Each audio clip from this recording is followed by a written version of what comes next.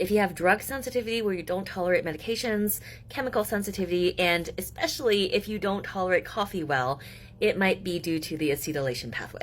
Welcome back. This is part 7 of my detoxification series, where I'm going into deep dive on each part of liver detoxification, all of the phase 2 pathways, and how it all works in your body.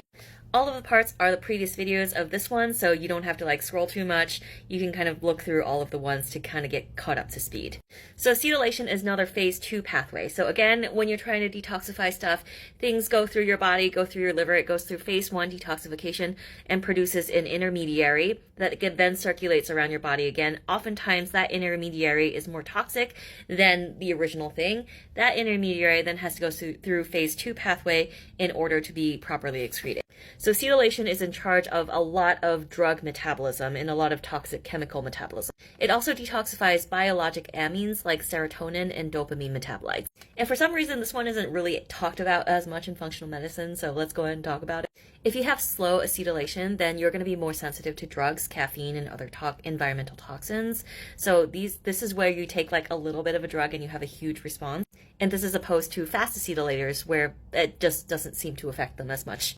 The enzyme family used in acetylation are the N-acetyltransferases, and they use acetyl-CoA as a cofactor. And yes, this is the same acetyl-CoA that starts the Krebs cycle in the mitochondria or the citric acid cycle. So the acetyl-CoA, in order for that to be made well, you need proper fat or carbohydrate metabolism. And the cofactors there, again, with fat, you're going to need vitamin B2 and magnesium for beta oxidation to occur, and you're going to need appropriate carbohydrate metabolism as well. And that can include vitamin B5, among other things. Other cofactors can include vitamin B2. Again, riboflavin is also needed for the beta oxidation for fat metabolism, but it can also be needed in just acetyl-CoA metabolism. Vitamin B3, niacin, and lipoic acid. And this is one that can get really gunked up in smokers too, because specifically charred meat, smoking, anything that gets you exposed to more amines can really gunk up this pathway. This pathway is also really influenced by the gut microbiome, because if you have not great gut microbiome composition, then this can affect your production of aromatic amines that your body has to then get rid of. And the N-acetyltransferase activity has a lot to do with your gut-liver axis too. So if you have a healthy gut-liver axis, then chances are this pathway is working pretty well, because acetyl-CoA is pretty abundant. But if your gut-liver axis is kind of broken because of dysbiosis, or if you have small intestinal bacterial overgrowth, then this is another pathway that can get affected.